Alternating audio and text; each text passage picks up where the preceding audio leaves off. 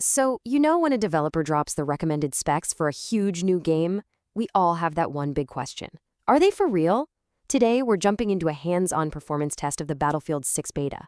We're going to put one of the most popular recommended cards, the RTX 3060 Ti, to the test and see if those official specs actually match up with reality. So the big question is, can you actually trust the performance numbers that EA and DICE have put out there? Well, we're about to find out. We're going to verify their claims with some real-world gameplay and hard data. All right, before we dive into the tests, let's take a quick look at what the developers actually promised. What kind of experience are they telling players with an RTX 3060 Ti they should expect? Okay, so the official specs basically give you two paths to choose from. On the one hand, you've got the performance option, that's 1080p resolution on low settings, and they're targeting over 80 frames per second. But on the other hand, you have quality. This bumps you up to 1440p on high settings, and they're aiming for a solid 60 FPS. Two totally different ways to play, on the exact same card. And here's the rig that was used for this breakdown. The star of the show is, of course, the 8GB RTX 3060 Ti. Now, it's paired with a pretty beefy i7 CPU and 32 gigs of RAM, which, by the way, is way more than what the game recommends. And that's really important because it means we're making sure the GPU is the real bottleneck here. That gives us the clearest possible picture of what this card can do. All right, let's get right into our first test. We're starting with that performance target. We're talking 1080p resolution with the low settings preset. The goal here is just pure raw speed. Now remember, EA promised 80 plus frames per second. That's a pretty high bar if you want that super smooth, competitive feel.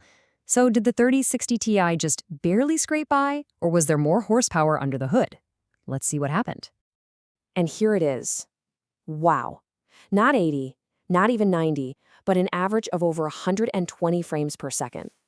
This isn't just hitting the target, it's absolutely blowing it out of the water. Turns out the official recommendation was pretty darn conservative. The real-world performance is way better than advertised. You know, numbers are one thing, but how the game feels is just as important. And the testers said that even on their very first match, the whole experience was just fantastic. This quote kind of says it all. It wasn't just fast, it was genuinely fun to play. So, how did we get this amazing result? Well, the low preset was used exactly like they said, but here's the kicker: no performance-boosting tech like DLSS or DAA, which is DICE's own fancy anti-aliasing, was even turned on. This is all raw power.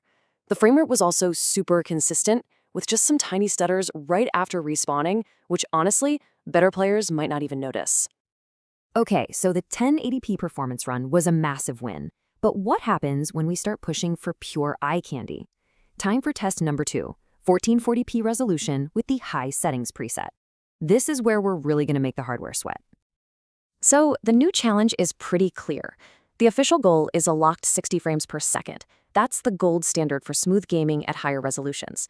With all the settings cranked up, can the RTX 3060 Ti actually deliver on this high fidelity promise? And yep, it sure did. The system averaged 70 frames per second, which is comfortably above that 60 FPS target.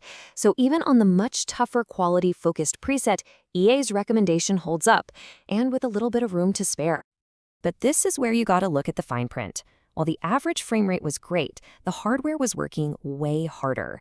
The card's 8 gigs of video memory was pretty much maxed out, and the percentile lows, those numbers that tell you about the worst stutters, were definitely a bit shakier than at 1080p. You could really feel the performance hit compared to that first test. Okay, so after running both tests, what's the big takeaway here? Let's pull all this data together and give our final verdict on the Battlefield 6 beta's performance. Man, this table really just says it all, doesn't it? At 1080p, the target was 80 plus, but we got 120. At 1440p, the target was 60, and we got 70. In both cases, the official recommendations weren't just met, they were completely left in the dust. And all this extra performance headroom led the tester to a really smart insight. They suggested that you could probably just flip the recommendations. You could likely run the game at 1080p on high settings, or maybe even 1440p on low settings and get a way better balance of looks and speed than what the official presets offer. So what does this all mean? Well, it really points to one main conclusion. Even in this early beta phase, the game seems to be incredibly well optimized. I mean, hitting these kinds of frame rates on recommended hardware without any fancy upscaling tricks, that is a fantastic sign for the final release.